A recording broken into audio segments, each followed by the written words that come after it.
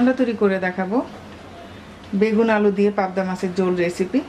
বেগুন আলু দিয়ে পাবদা মাছের ঝোল রেসিপি তৈরি করতে আমি নিয়েছি এখানে 5 পিস পাবদা মাছ। পাবদা মাছটাকে হলুদ লবণ দিয়ে মাখিয়ে ভেজে নেব। আর নিয়েছি এখানে মিডিয়াম সাইজের 2টা আলু, আর নিয়েছি 2টা বেগুন। বেগুন আর আলুগুলোকে আমি এভাবে কেটে নিয়েছি। বেগুন আর আলুগুলোকে আমরা ভেজে নেব। দিয়ে দিচ্ছি হলুদের গুঁড়া, লবণ, হলুদ লবণ দিয়ে মাখিয়ে নিয়েছি। এবার ভেজে নেব। পুরো রান্নাটাই আমি সরিষার তেলে করব। একটা কড়াইতে দিয়ে দিচ্ছি 3 টেবিল চামচ সরিষার তেল। তেলটা গরম হয়ে গেছে, মাছ দিয়ে দিচ্ছি।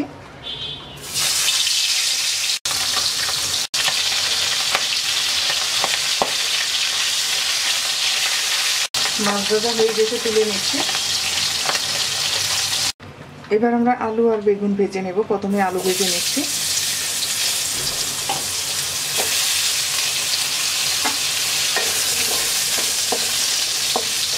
দিয়ে দিচ্ছি অল্প একটু হলুদ লবণ। আলু ভাজা হয়ে গেছে, তুলে নিচ্ছি। এবার বেগুনগুলো ভেজে নেব।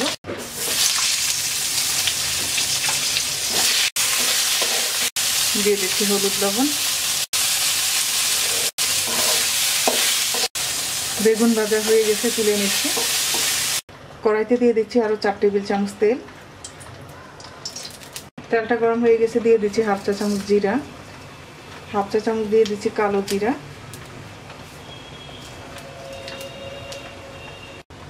দিয়ে দিচ্ছি মিডিয়াম সাইজের 2টা পেঁয়াজ কুচি।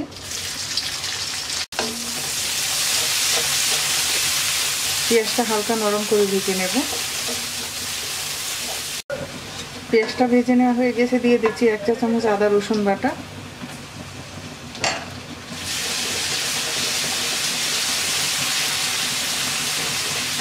এবার দিয়ে দিচ্ছি অল্প একটু পানি।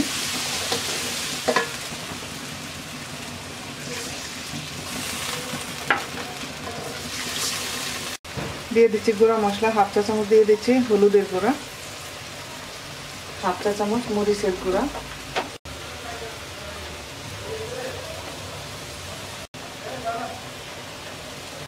হাফ চা চামচ ভাজা জিরার গুঁড়া, 1 চা চামচ দিয়ে দিচ্ছি ধনিয়ার গুঁড়া।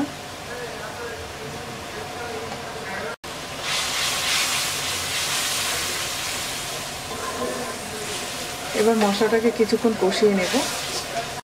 মশলা কষিয়ে নেওয়া হয়ে গেছে। এবার ভাজা আলুগুলো দিয়ে আরো 5 মিনিট কষিয়ে তারপরে আমরা বেগুন দেব।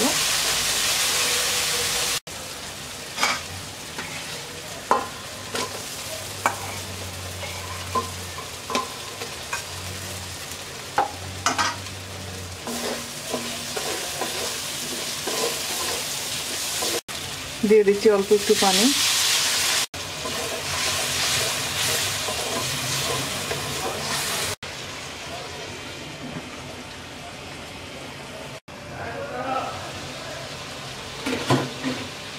আলু কষিয়ে নেওয়া হয়ে গেছে, দিয়ে দিচ্ছি ভাজা বেগুন।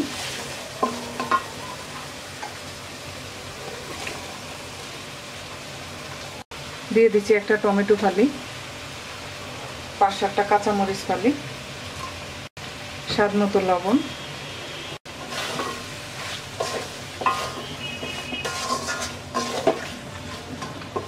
এবার আমরা আরো 2 মিনিট কষিয়ে নেব।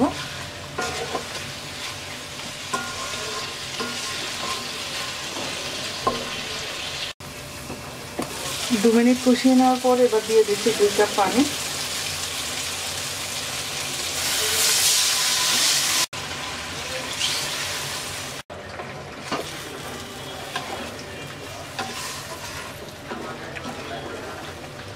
এবার চুলার আঁচ বাড়িয়ে দিয়ে একটা বলক আসা পর্যন্ত অপেক্ষা করব।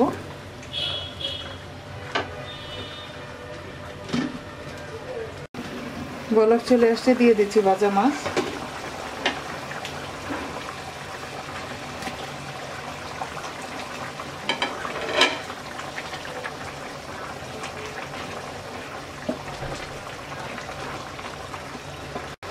এবার মিডিয়াম আছে আলু বেগুন সিদ্ধ হওয়া পর্যন্ত রান্না করব।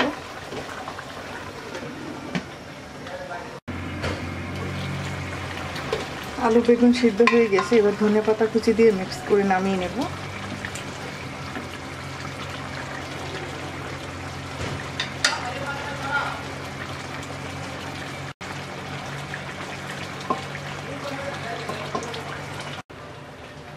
তৈরি হয়ে গেছে পাবদা মাছ দিয়ে আলু বেগুনের ঝোল রেসিপি। আশা করি রেসিপিটি আপনাদের ভালো লাগবে। আজকে এই পর্যন্তই। সবাই ভালো থাকবেন। আল্লাহ হাফেজ।